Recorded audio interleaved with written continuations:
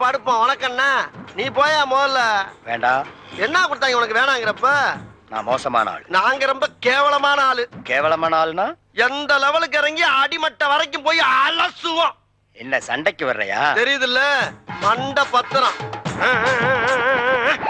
எனக்கு தெரியாத ஜெயிலே இல்ல.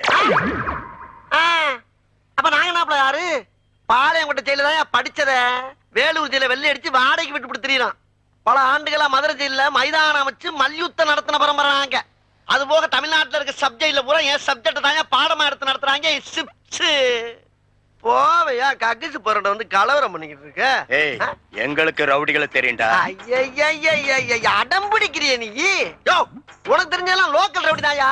எனக்கு இன்டர்நேஷனல் லெவல்ல லிங்க் இருக்கியா? என் நொங்கு லேடன் பேசுறியா?